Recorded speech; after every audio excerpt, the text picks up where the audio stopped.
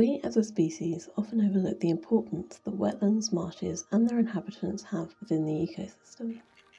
They provide sanctuary to a wide variety of waterfowl and other wildlife, which include many species of ducks, such as the mallard and tufted duck, migratory Canadian geese, northern lapwings, several species of godwits, egrets, moorhens and coots. Most of the species mentioned are fairly common in the UK.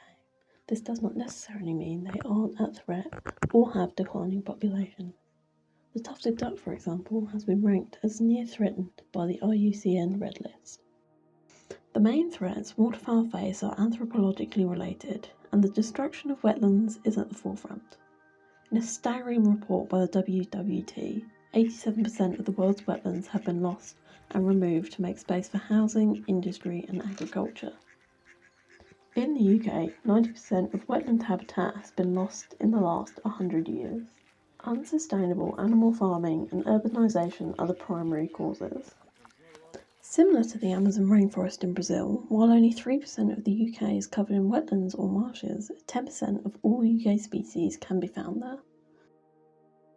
Wetlands are not only important for wildlife, they also provide flood protection for those who live on floodplains or coastal areas.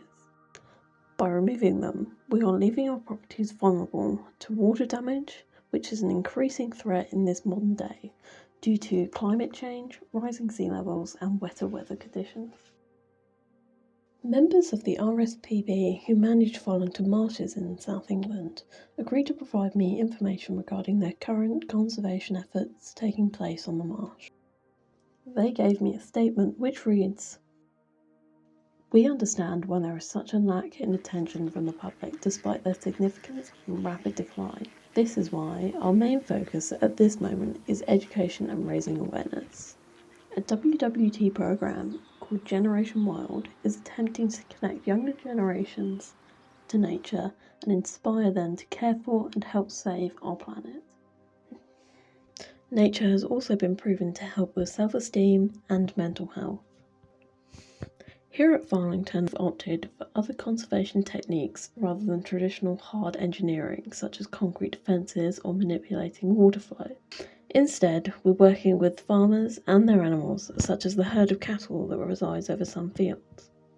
We only provide land to farmers who agree to our sustainable farming methods.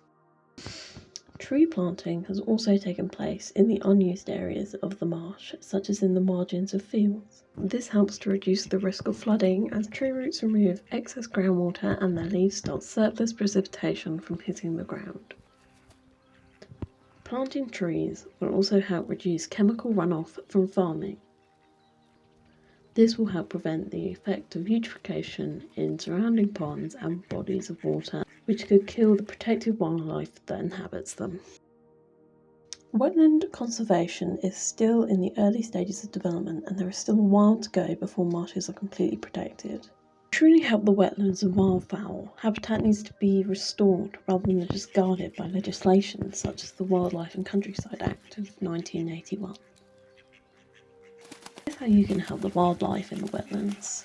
Send letters to your local MP or sign petitions online requesting that current laws are revisited and made stricter.